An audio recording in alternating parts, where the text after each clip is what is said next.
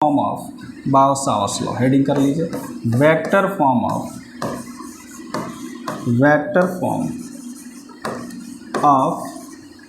Bio-Savart's law, bio-Savart's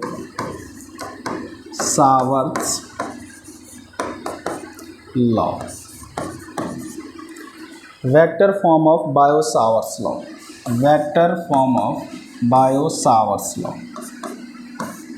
यहाँ हम लोगों ने पढ़ा था कि अगर किसी वायर में करंट फ्लो हो रहा है, अगर आई करंट फ्लो हो रहा है, ये लेंथ छोटा सा dl दिया हुआ है और इससे r डिस्टेंस पर थीटा एंगल बनाते हुए कोई पॉइंट P है और इस P पर मैग्नेटिक फील्ड कितना पढ़े थे बेटा, dv is equals to mu not I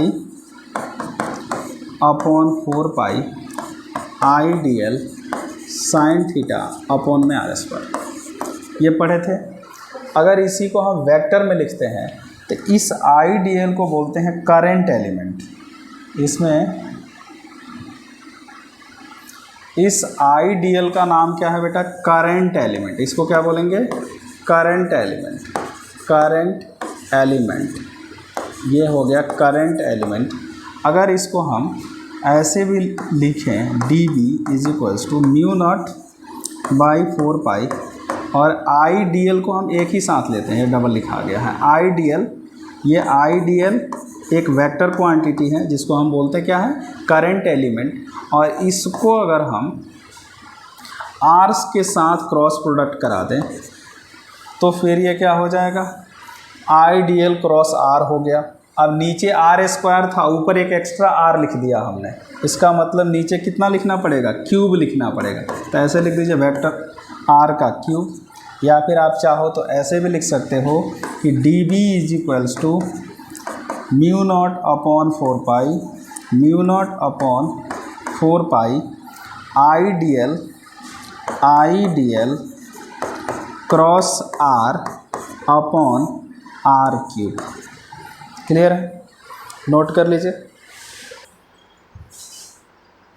यहाँ अभी हम लोगों ने देख लिया कि dv जो होगा मैग्नेटिक फील्ड, यहाँ पे mu not upon 4 pi I dl cross r होगा, आई dl cross r upon r। यहाँ से आई dl क्रॉस r यूज करके हम क्रॉस प्रोडक्ट के रूल को फॉलो करते हुए मैग्नेटिक फील्ड का डायरेक्शन था। जैसे आई dl क्रॉस r जो है आपको मैग्नेटिक फील्ड का डायरेक्शन देता है। इसके लिए हमें क्या करना पड़ेगा, right hand thumb rule use कर सकते हैं। राइट हैंड थंब रूल क्या कहता है, right hand thumb rule, thumb rule ये कहता है put right hand on first vector, put right hand on first vector, curve into second, curve into second vector, second vector, then thumb gives the direction of, thumb gives the direction of, thumb gives the direction of magnetic field,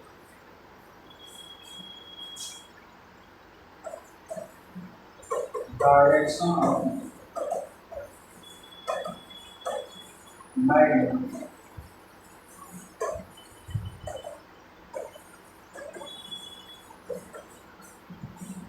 जैसे अगर आई dl और r का कुछ ऐसे दिए जाए, अगर हम ये सपोज करें कि आई dl हमारा इस तरह है, ये आई dl वेक्टर है, बीच का एंगल थीटा है और ये r वेक्टर है। हम क्या करेंगे, राइट हैंड को फर्स्ट वेक्टर पर रखेंगे और इसको कर्ल करेंगे, इसको रख के ऐसे कर्ल करेंगे, then thumb gives the direction of magnetic field. यहाँ क्या हो जाएगा, आई dl क्रॉस r बाहर होगा, और दोनों आई dl और r इसी प्लेन में है तो मैग्नेटिक फील्ड क्या होगा, बाहर का होगा। और इसको बाहर के मैग्नेटिक फील्ड को हम क्या लिखते हैं, दो ही तरह के मैग्नेटिक फील्ड की डायरेक्शन ज़्यादा इंपॉर्टेंट होते हैं, एक होता है डॉट, एक होता है क्रॉस। डॉट किसको बोलते हैं बेटा? परपेंडिकुलर आउटवर्ड, इसको बोलते हैं perpendicular outward, perpendicular outward, outward. और इसी को बोलते हैं आउट ऑफ द पेज। इसी का नाम होता है बेटा out of the page, out of the page. और इस क्रॉस को क्या बोलते हैं? परपेंडिकुलर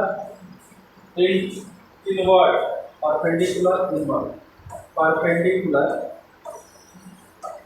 परपेंडिकुलर इनवर्ड, जिसको हम और बोलते हैं इनटू द पेज। इसका एक और नाम क्या है बेटा? Into the page, into the page, into the page.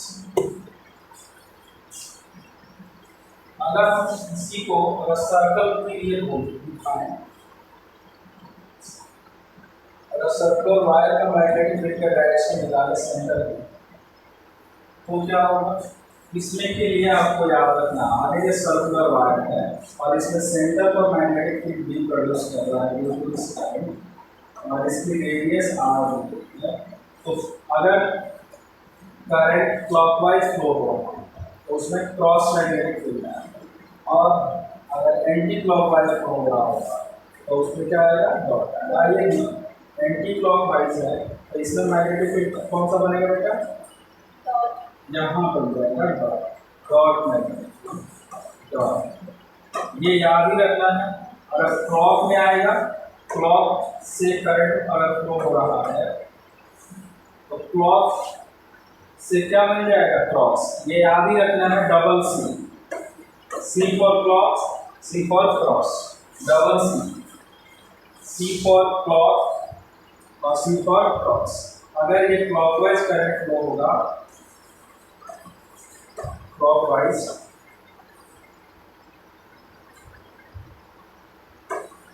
Clockwise current flow हुआ तो इसका मतलब मैग्नेटिक फील्ड क्या होने वाला है? Cross magnetic.